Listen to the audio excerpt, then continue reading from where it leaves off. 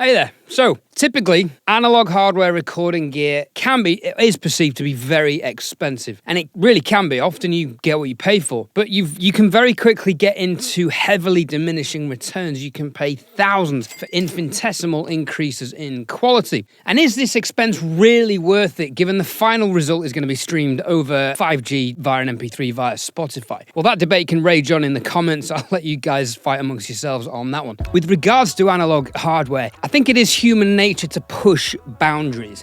Hence, products like Manly exist, combining the highest quality parts, often custom made, with the forefront of physics and hyper advanced electronic engineering. Now, the expense of this can make a lot of analog hardware inaccessible to a lot of people. But there are other options, and there's probably a lot of people watching this video wondering whether it's worth a punt on analog gear. Can you really hear the difference when plugins are as good as they are these days?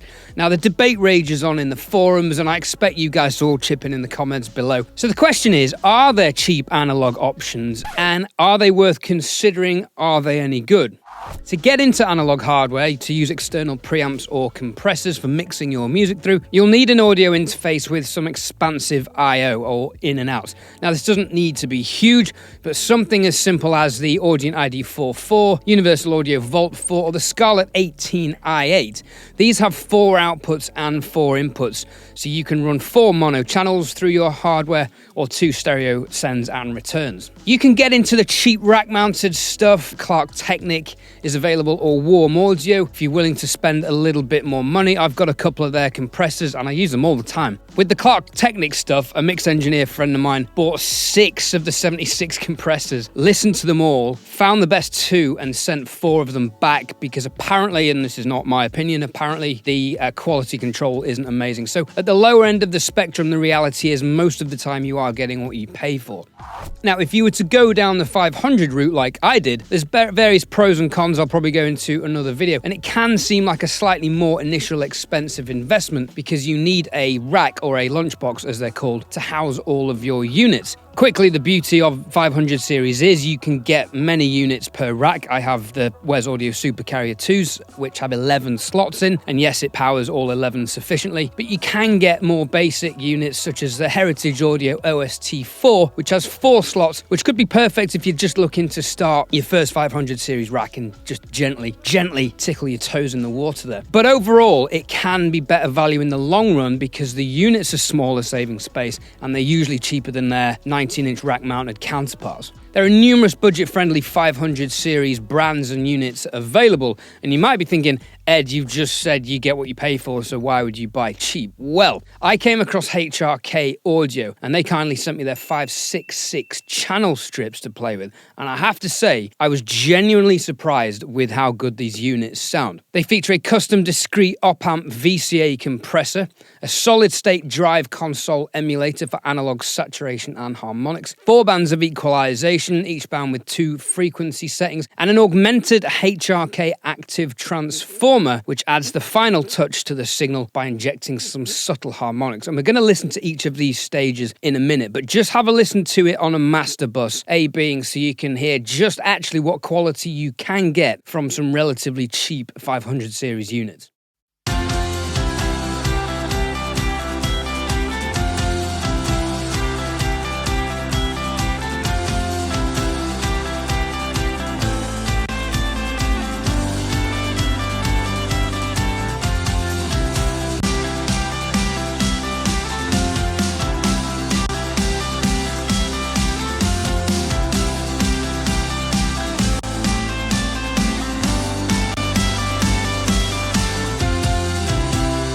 Open up your heart,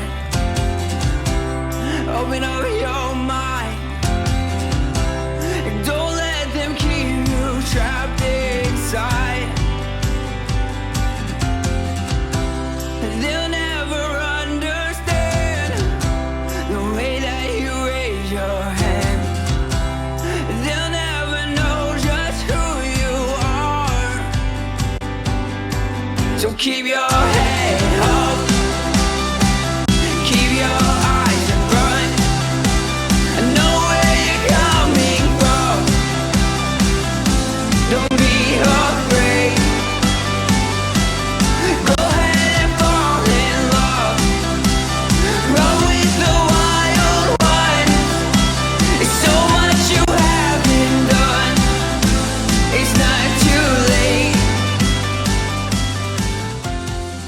Now these units have been stereo linked. They come with a little cable and you just have to clip one into the other before you put the second one into the rack. What it does is basically evens out and controls the volume coming out of both, so the stereo level is the same volume. You do still, however, obviously have to be quite accurate with matching them either visually or by ear. But as you can hear, I think they're processing clean and smooth audio. There's a really nice top-end sparkle and sheen on these, and the low-end density and control is rather remarkable. Let's quickly take a look at these units on acoustic guitar.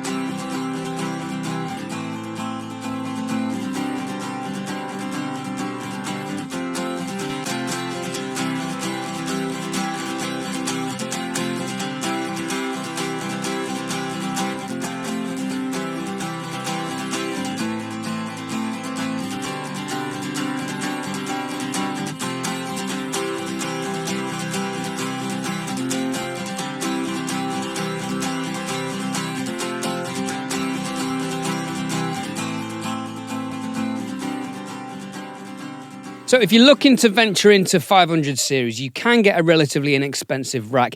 These are currently on sale at £314. I think they're usually £378, which I think is great value for money. And HRK have plenty of other units, including a valve opto compressor, EQs, a tape saturator, a harmonics processor, and even summing boxes in a 500 series format. Don't let the prices fool you in this case.